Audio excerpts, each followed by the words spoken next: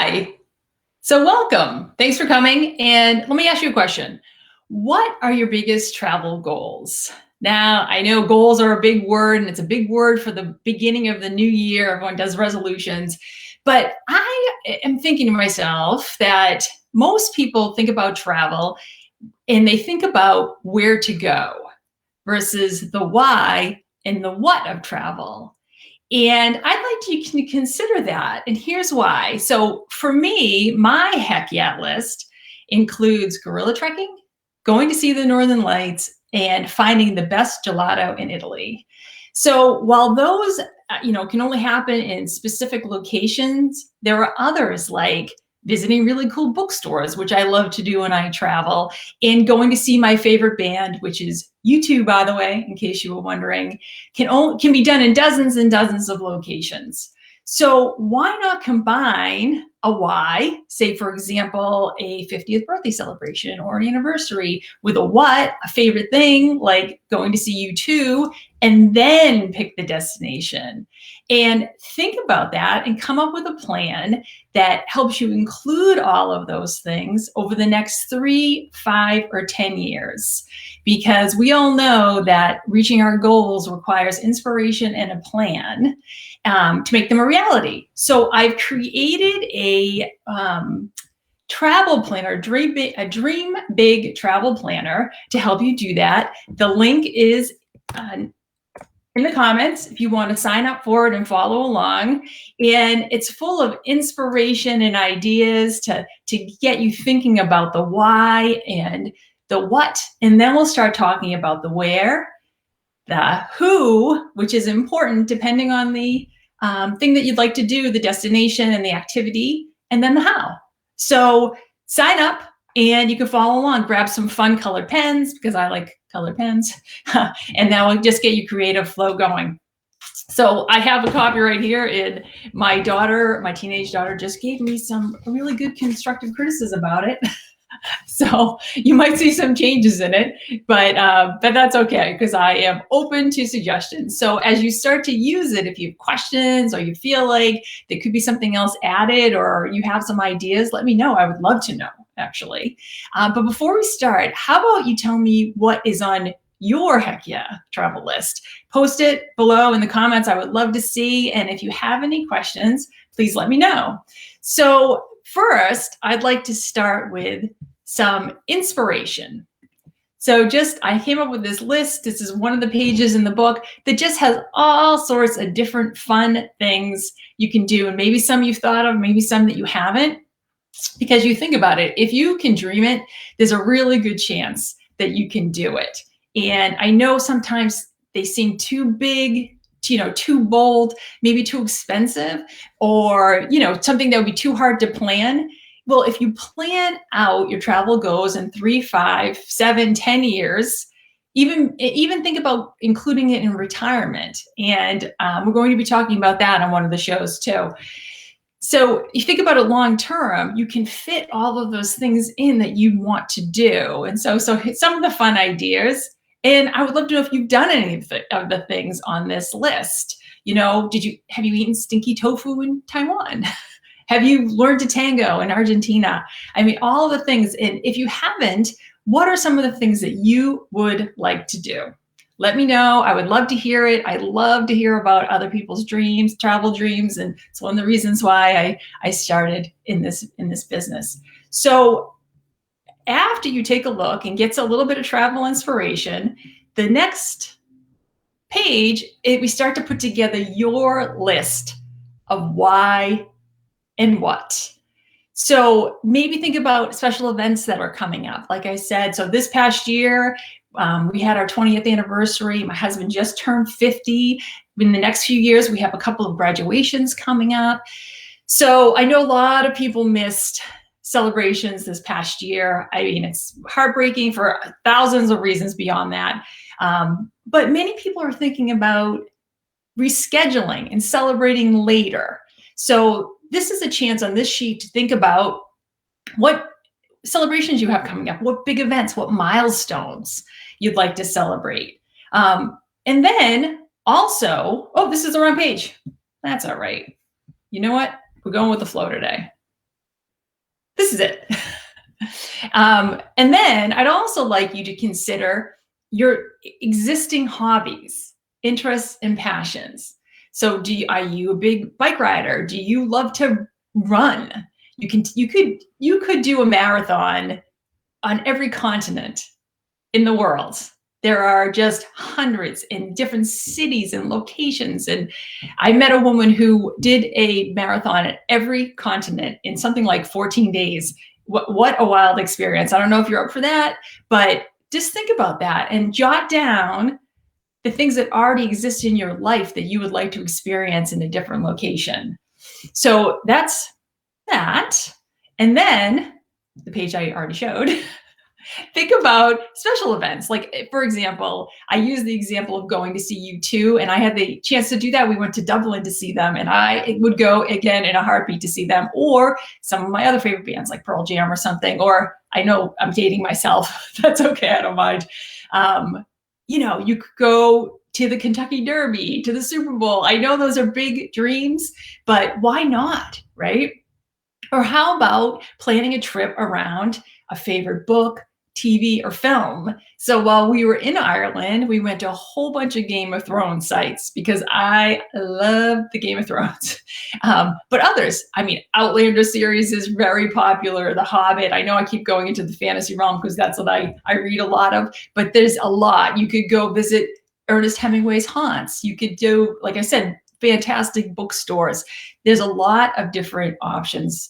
And also, so think about outdoor activities. Do you like to hike? Do you like to bike?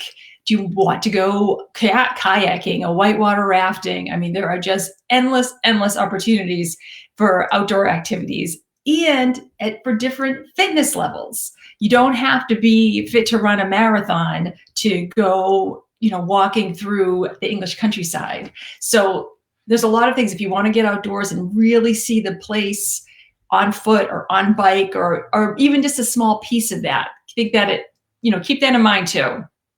Also, volunteering is very important to a lot of people, and sustainability and thinking about giving back as we travel. So if there are anything that you would like to do, it maybe causes that you're already involved in that you could incorporate into a travel experience. And again, I've said this before, that it's important to make sure that whatever volunteer experience you have is really well vetted in that it benefits the local community, and the local community is involved in the planning, because sometimes volunteer things or other charitable things are set up for the benefit of tourists, and that's not good. So that's something to keep in mind too. But think that through too and jot down different ideas of what that could look like for you.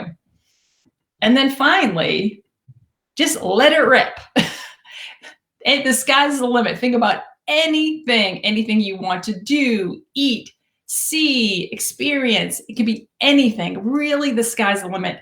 There's no reason to limit yourself. No one has to see this, or you can share it with everybody you know. Some suggestions: you could learn a new sport. Maybe you want to learn how to ski or learn to ski better or something like that. Visit UNESCO World Heritage sites or religious sites. Study history. There's so many opportunities. You can go and go to universities and take classes and things like that. Just temporarily go to a lecture or something like that. A lot of people really care about where their food comes from now. You can meet the farmer. You can meet the chef. Really do farm to table eating and things like that. Attend a festival, a music festival, or some other kind of festival to really get in the spirit of things and meet local people. Attend a wellness retreat if you feel like this year you need some to be revived a little bit and to really go inside yourself and get healthy. That's a good idea too. Learn a new language. Like I said, I know I seem obsessed with visiting cool bookstores, but I really do like to visit cool bookstores. Quirky landmarks, the largest ball of string or something like that, and then chase the northern lights. That's another idea. That's on my list, I've already said. So now your turn. Take this list and just jot down everything that you can think of. So that's as far as we're going to go today. Tomorrow, we will talk about, once we come up with some of your whys and your whats, we'll talk about where, narrowing that down, the who who you should go on trips with, for depending on the trip. Maybe you want to take your entire family, go on a big multi-generational trip, or just a couple friends from college or something like that. That's important to think about. And then the how, and how to put it all together. And we'll come up with, I have a worksheet that puts that all together, and also a timeline, which is the when important part, because some experiences, for example, I'll go back to gorilla trekking, you need to get a permit to do that. And there's only so many spots in a day. So booking a year in advance makes complete and total sense. So there are a lot of experiences that are like that you're really better off planning ahead. But before I go, I am going to run through one heck yeah list thing for me, and that is the 7 best places to see the Northern Lights. So 1, Alaska. So I have found out, I have not seen them in Alaska. I've never seen the Northern Lights. That you can see them up to 200 nights a year in Alaska. So one thing to keep in mind with the Northern Lights, and you may already know this, is there's no guarantee. I know some people get disappointed. They want to go and see, and that's the reason for their trip to a really cold place in the middle of winter. But hey, it's nature. There's nothing we can do to control it. But there are hotels and accommodations that will have Northern Lights spotting. So if you ask them to, they will wake you up in the middle of the night and let you know, or whenever they come out. If you go to Canada, which is number 2, head north to the Yukon or the Northern Territories near the Arctic Circle. You can stay in an igloo. You can even sleep outdoors to see them. I don't know if I'm hardy enough to do that, but some of you might be. Greenland, which I think would be super exciting to go see. I mean, it's very, not many people visit it, and the skies are crystal clear. So Greenland is an excellent choice to see the Northern Lights. Finland, head to Finnish Lapland. I have been there. I've been above the Arctic Circle in Finland, and it's beautiful, and it's great for viewing. In the summer, though, I do not go in the winter, but it does get super cold, like all these places. So you'll want to dress warm. Sweden, the Northern Lights are visible in Swedish Lapland, and it's possible to take a chairlift to the Aurora Sky Station and Abisko, and I hope I'm saying that correctly, Northern National Park, for amazing views. It's supposed to be crystal clear and really would be an amazing experience. Again, dress warm. Norway, and finally Norway. Visit Norway for beautiful views and some amazing animal safaris. You can see killer whales, moose, and musk oxen, and puffins, which I had the chance to see in Iceland. And actually, I forgot Iceland. Sorry. So the last one is Iceland. So light pollution isn't a problem really in Iceland because Reykjavik is the only big city. So once you get outside, it's really, you can see them. Imagine seeing them shimmering above an otherworldly landscape. So I've been to Iceland again in the summer, but it really is, in my view, like the Lord of the Rings. It's Middle Earth. It looks like with volcanoes and volcanic rocks and glaciers. It's just beautiful. So Iceland is a really good option too. So again, tomorrow, come by again at 12. And in the meantime, grab the planner and share with a friend. I'd love to see you back. If you have any questions, please let me know. Just pop them below. And thanks for stopping by. And finally, let's go, because we all know that every great story starts with an adventure. Thanks, everybody. See you tomorrow.